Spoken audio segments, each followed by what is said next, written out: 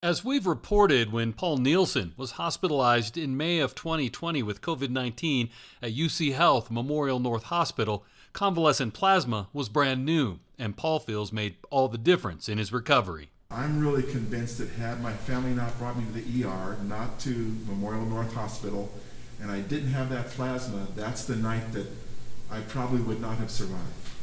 All of a sudden, a couple of units going in, and somehow that sort of stabilized me enough that I didn't need to go on a ventilator that day and the next day, and by about the third day, it was starting to turn around. In February of 2021, Paul was given the chance to meet the two people who donated that life-saving gift at the Vitalant Blood Bank in Aurora. It's something that I was looking forward to for like 10 months, because when I first received the plasma, one of my first thoughts was, wow, I'm so thankful for whoever donated this, and I figured it would be impossible with the privacy and the bureaucracy and how do you track this down.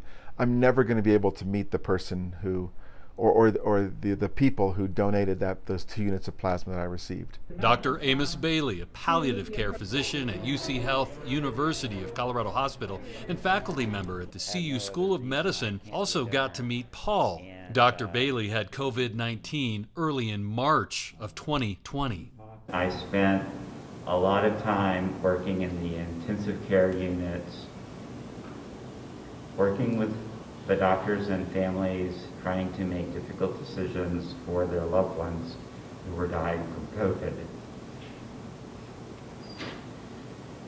It was very scary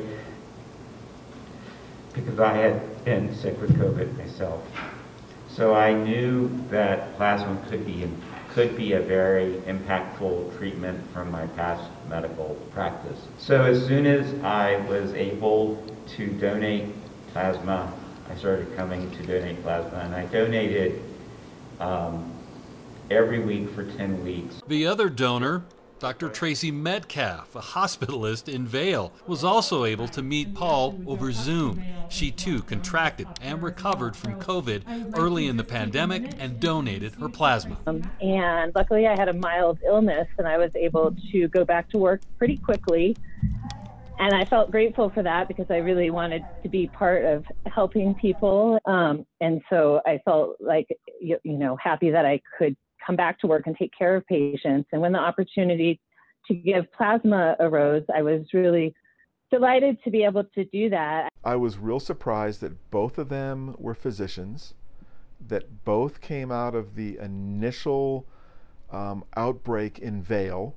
Of course, it was pretty early on, so it did make sense, but I hadn't put those two and two things as possibilities together. So that was cool. Reunions like this are rare, and something Monica Lassar, the blood bank manager with UC Health Memorial Central, was happy to be there to see and also to be able to meet everyone involved. I think Paul is probably one of the first patients I've ever met from the work that we do out of the blood bank at Memorial Central. We don't often get to see the patients that our products go to be transfused to, so it's pretty cool to actually see a patient. Most of the time these products get dispensed to nursing staff to take for transfusion to the patient, and we send them out the door on a wing and a prayer that they'll do some good. We don't often hear outcomes of how patients have responded to products we've dispensed, and so it's just really cool to hear, Mr. Paul's story about his experience and the way that his life has been improved through this product. As a COVID survivor, Paul hopes that as the vaccine rolls out, everyone can do their part to see the journey to herd immunity through. It certainly feels like everyone has COVID fatigue and mask fatigue, and we are ready to be done with this. Anybody who isn't ready to be done with this, they've been sleeping a lot and watching Netflix. And the variants could still spread. We could still see another big spike, so we still have to stay vigilant until this really is over, if we want this to be over. So still wear your mask, still do social distancing, still stay inside if you need, if you can. I'd like everyone should get one of the vaccines. I was talking with the research doctor at Vitalant, and he was saying, "Have you gotten your vaccine yet?" And I said, "Well, I still have antibodies. Do I need to get the vaccine? You tell me, because I can't get any great information." And he said, the vaccines will give you a 100 times boost over the antibodies you have naturally, even though I had a severe case, so I have more antibodies than most people. So like that convinced me. As soon as it drops down this spring so that my age group can get it, I'm going to get the vaccine. When I first met Paul in the summer of 2020, he was already several drafts into a book about his experience as the 741st COVID-19 patient in El Paso County. All along, as soon as I knew there was going to be a possibility of meeting the plasma donor, I knew that would be the final chapter of the book. I have signed with a publisher.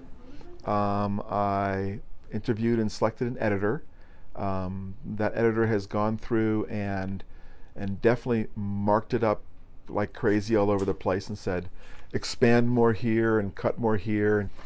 So my editor and I are now working very rapidly on trying to finish that up now that we've had that final event. Paul has written many books based on his hands-on experience and knowledge as a database developer and trainer specializing in data architecture. I try to break up the page with a good user experience, lots of diagrams.